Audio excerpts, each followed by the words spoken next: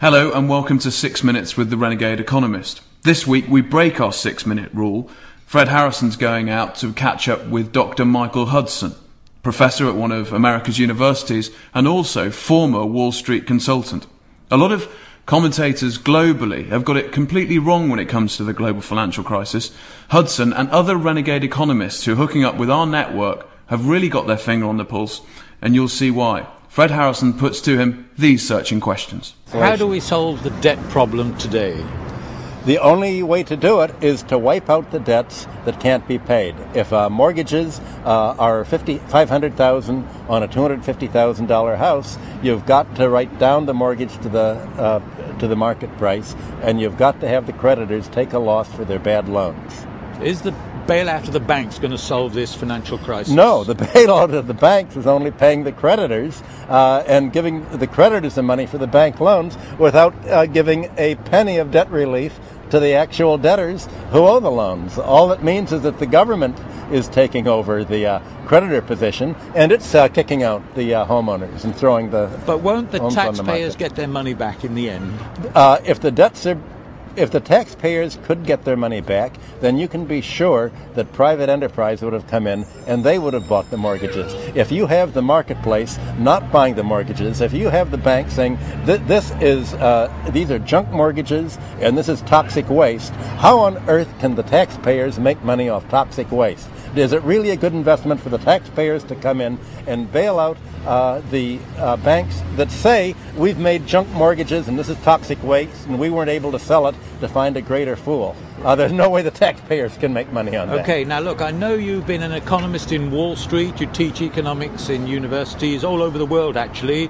You're a consultant to governments around the world, and yet you think there are lessons to be learned from the ancient world, that somehow in the biblical times the debt cancellation was something that we can learn from today. In what way? Well, for 3,000 years, from Sumer to Babylonia to the Jewish lands with the Jubilee law, they all had the same policy. And when a new ruler would take the throne for the second year in Babylonia and Sumer, he had a three-pronged solution. He would liberate the debt bondsmen, he would return the lands to people who'd lost them for foreclosure, the home, the basic self-support, and he would annul the personal debts. And by wiping the bad debts off the books, he'd create a clean slate. And this was exactly the policy that was taken over in Jewish law in Leviticus by the Jubilee year. So you're now saying that there is a way to translate that history into modern economics to solve the global financial crisis? Yes, antiquity managed to last for 3,000 years without a financial bubble, without an economic bubble, and continually restoring order. And antiquity realized something that the modern economists don't. They realize that debts tend to grow in excess of the ability to pay. And when the debts did that in antiquity, the ruler would cancel the debts. Now that was very easy in antiquity because most debts were tax debts owed to the palace. And it's easy to cancel debts when the debts are owed to you. It's harder to cancel debts once you got to Greece and Rome and the debts were owed to private creditors. That's where the problem begins. So now, 2,000 years later, we can't just cancel the debts by rule of the government. Well, you actually can, because the debts are going to be written off. Already they estimate that they've said there are $8 trillion worth of bad real estate debts. Now, if the government would have just let market conditions take their place, when Lehman Brothers went bankrupt in September, Lehman Brothers mortgages were trading on the market at 22 cents on the dollar. Now, at this point, buyers could have come in, bought the mortgages at 22 cents on the dollar, and then gone to the homeowners and the real estate owners and said, okay, we're going to renegotiate your mortgage at 22 cents or maybe 24 cents on the dollar, or even 25 cents on the dollar. That would have given them a profit. They would have marked down the debts to the ability to pay or to the market price. And one way or other, the debts are going to have to be written down to the ability to pay. Otherwise, they're not going to be paid.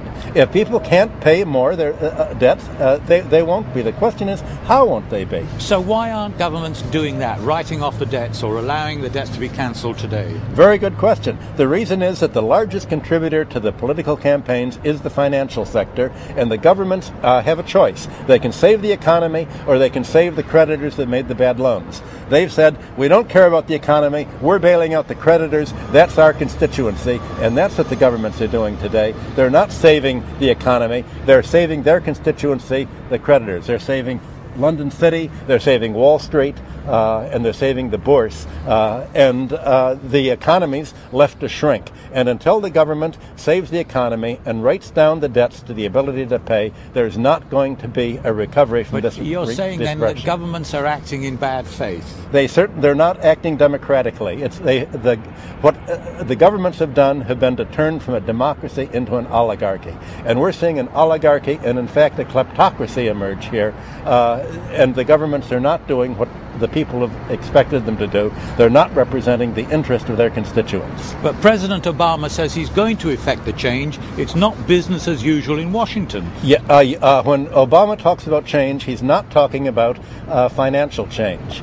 He's not talking about economic change. He's talking about workmen's laws, of health reform, of racial equality. He's not talking about any economic change at all because, in fact, he's reappointed the Bush administrators and the Clinton administrators. He's brought back the same people who brought us the Russian crisis. And if you want to see what their plans are for the United States, look at what Obama's team did when they had a free hand in Russia in the 1990s. They brought the biggest inequality and kleptocracy in modern times. So, Michael, you're in London to address a conference here at the University of London. What is it that you're going to tell them?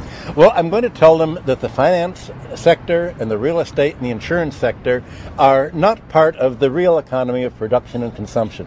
The asset and wealth sector is different from the production sector. You can think of the financial sector as being wrapped around the real economy, almost like a parasite, and that's why it's been called parasitic for so long. The financial sector extracts interest from the economy.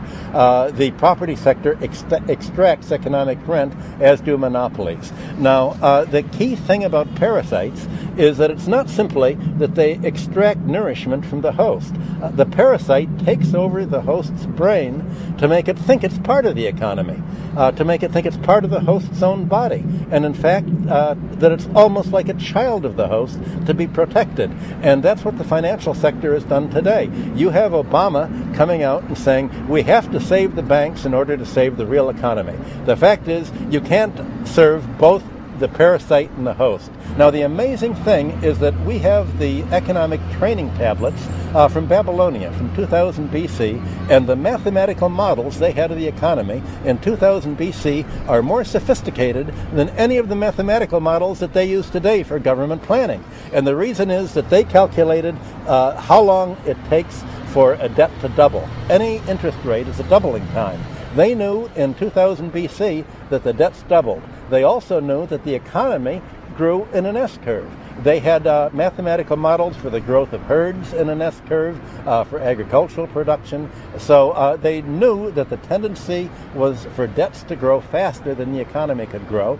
And that's why when every new ruler took the throne, they'd cancel the debts. But look, we've had Nobel Prize-winning economists telling hedge funds how to operate. Are you saying they are clueless on mathematics? Well, that's a very good question. You look at the fact that long-term credit management went broke using the Nobel Prize winners. The mathematical models that won the Nobel Prize have led to $450 trillion of derivative contracts that are now junk.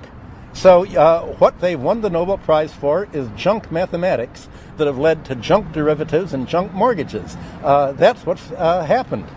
So there we have it, analysis from the former Wall Street insider who clearly doesn't pull his punches. We'll be hearing more from Michael Hudson in the future. In the meantime, next week we're going to be back with the same format, so email your questions in, so I'll put them to Fred Harrison, and you can do that, contact@renegadeeconomist.com, and we look forward to hearing from you. For now, bye-bye.